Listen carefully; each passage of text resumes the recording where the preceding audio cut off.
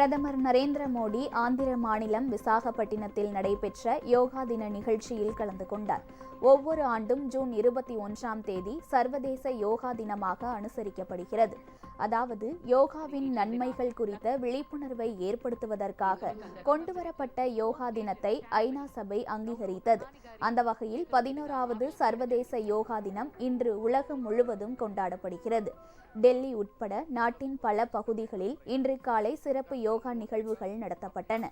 ஆந்திர மாநிலம் விசாகப்பட்டினம் கடற்கரையில் நடைபெற்ற யோகா தின நிகழ்ச்சியில் பிரதமர் நரேந்திர மோடி சிறப்பு விருந்தினராக கலந்து கொண்டார்.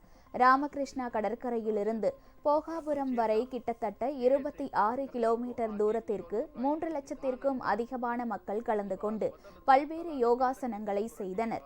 இந்திய கடற்படை வீரர்கள் 11,000 பேர் தங்களது குடும்பத்தினருடன் பங்கேற்று யோகாசனம் செய்தனர். நிகழ்ச்சியில் பேசிய பிரதமர் நரேந்திர மோடி, யோகா ஒரு தனி நபருக்கானது அல்ல என்றும் அது ஒட்டுமொத்த மனித குலத்திற்குமானது என்று தெரிவித்தார். ஒட்டுமொத்த பிரபஞ்சமும் நமது உடல் மற்றும் ஆன்மாவில் இருந்துதான் தொடங்குகிறது என தெரிவித்த பிரதமர், அந்த வகையில் நமக்குள் இருக்கும் அனைத்தையும் விழிப்புணர்வாக வைத்திருக்க யோகா உதவுகிறது என்றும் மோடி குறிப்பிட்டார். देश और दुनिया भर के सभी लोगों को इंटरनेशनल योग डे की बहुत बहुत शुभकामनाएं। आज 11वीं बार पूरा विश्व 21 जून को एक साथ योग कर रहा है।